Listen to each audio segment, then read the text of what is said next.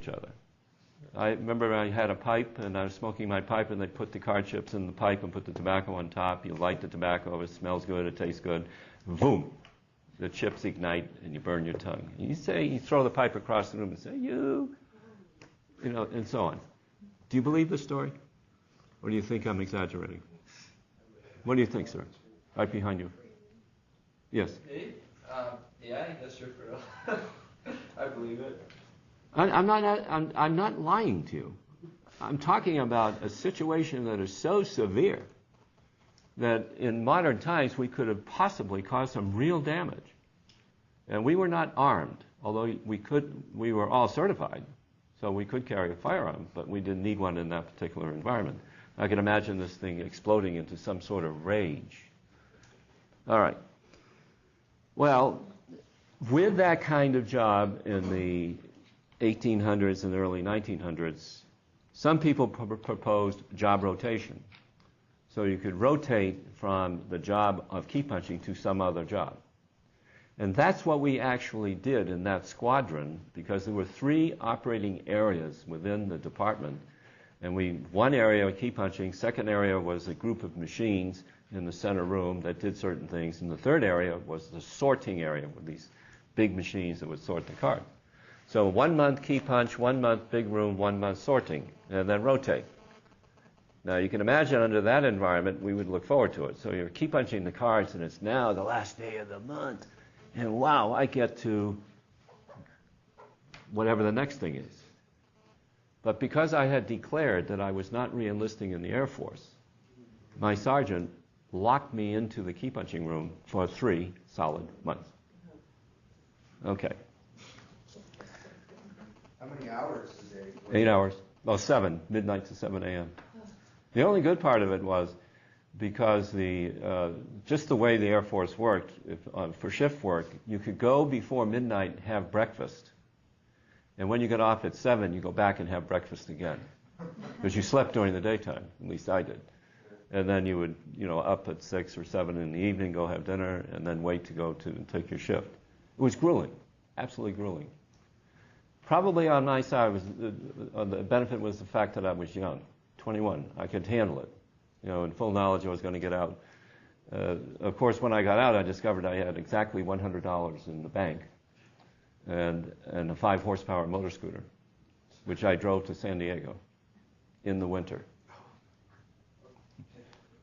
Now you know more about me than you ever wanted to know. All right.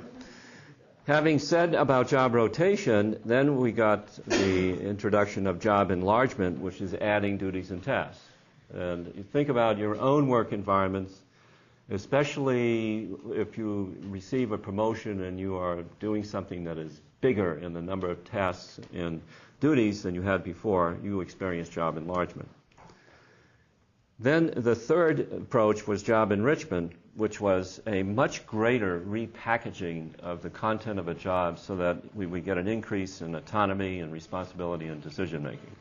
A certain amount of delegation of a decision authority to expand and enrich the job.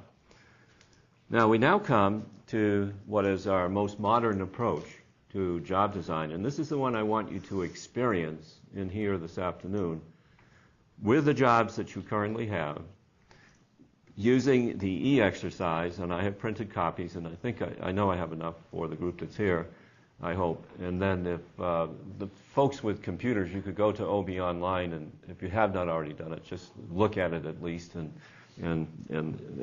work with it.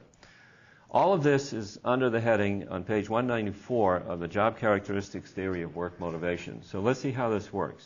And Matt, if you take a close-up of the figure, please. Okay.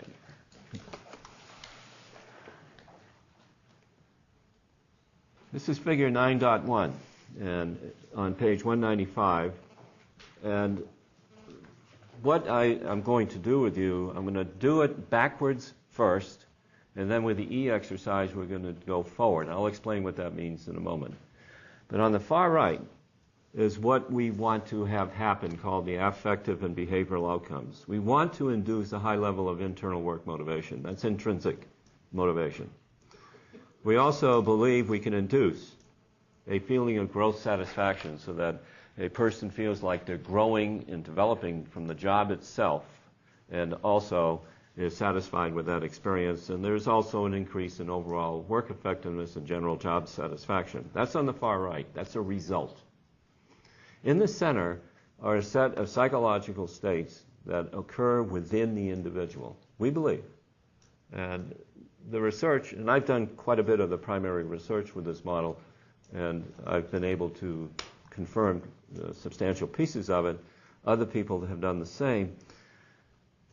And we believe that there are three critical psychological states. This is internal. Notice on the right, half the stuff is external, especially the behavior. Experience meaningfulness of the work is a feeling that the work that I do is meaningful to me and to others. Experience responsibility for the work outcomes. I have control over what I do such that I affect directly the results of the work that I produce for the organization. What does that mean in reality? Well, it's like making a sale. It's, I'm thinking of, you're in a nonprofit, if I'm correct, and it's doing the work of the nonprofit in such a way that people benefit from the experience. And then, importantly, for experience responsibility to happen, an individual must have control, autonomy. I'll make this connection directly in a moment. Must have autonomy in doing the job itself. Then knowledge of actual results of job activities, of work activities. Knowing that what the person is doing is having the desired effect. Knowing that while the person is doing the job.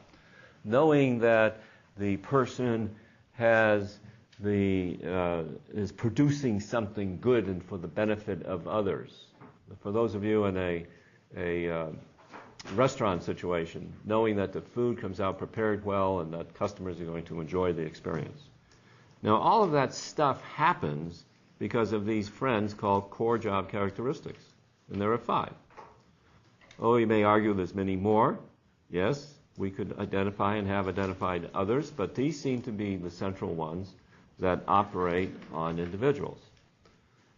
So, in looking at and you'll see these from the exercise, but on page 197, you have the definitions of each of the core job characteristics. So skill variety, using different abilities and talents of the person in the job. Remember the key punching the digits 0 through 9? Only required my right hand, such that my left arm basically atrophied in a period of 3 months. Task identity, the extent to which the person perceives the job as whole and does the work from start to finish. Task significance, the person's perception of the importance of the job to others in the organization and to customers and clients. Notice that it says perception over and over again. The role of perception is operating here. Autonomy, that's the amount of discretion the person has in deciding how to do something and what to produce. And lastly, feedback from the job itself. How well do you know what you're doing while you're doing the task? All right. All of that stuff then combines into what we call the motivating potential or motivating potential score for the job.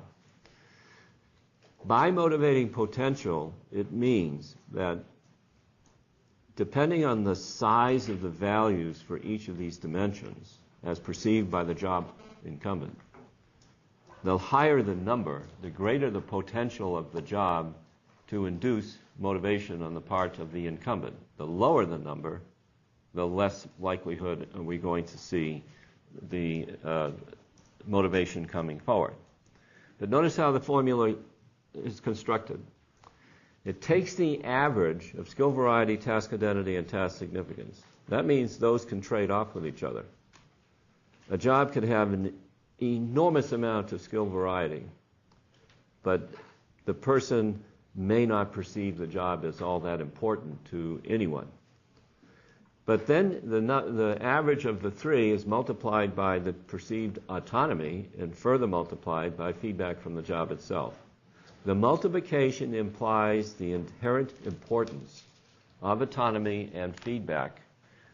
Those two, when absent or low, pull the motivating potential way down. And think about it for yourself. You could be doing a lot of stuff, and actually the job before they locked me in the key punch room, remember I said key punch, big room, sorting room. Well, all of that came together and you could rotate. And so those things in the middle were probably, in the average, were probably fairly high. But it was not, we were not highly autonomous. Everything was to a procedure. We could not violate procedure. We were working with high security, highly classified information. You didn't simply throw the stuff in the trash. If you had damaged cards, you had to shred the cards. And then feedback from the job itself, whether we knew that we were doing well. And I want you to reflect on this for yourselves also. All right. So let's focus only, and go on me, Matt, only on the job characteristics up through the motivating potential score for your job that you have now or one in the past. Now again, if you have done this exercise, please at least recall what you did, if not reconstruct the numbers. I'm also going to use this with the two sets of film scenes that I have for you today so that we can rate the jobs that we see in the film scenes. So don't throw it away.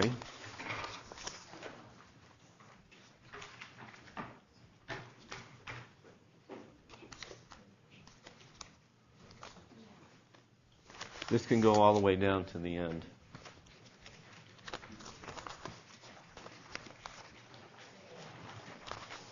Same. No, I have to see the step. End up falling down.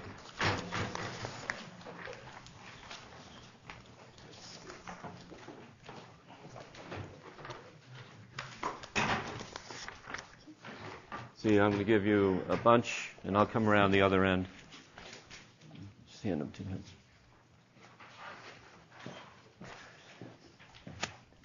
You're only going to answer these questions for your current job or for a past job, and don't go past the formula for motivating potential score.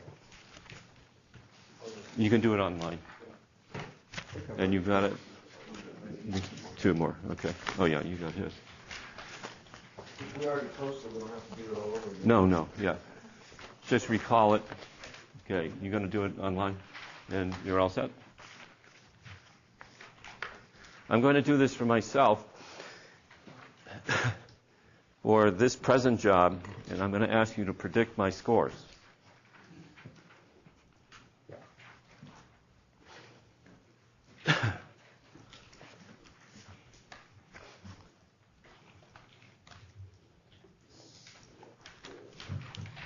Okay, Matt, I'm back at the table.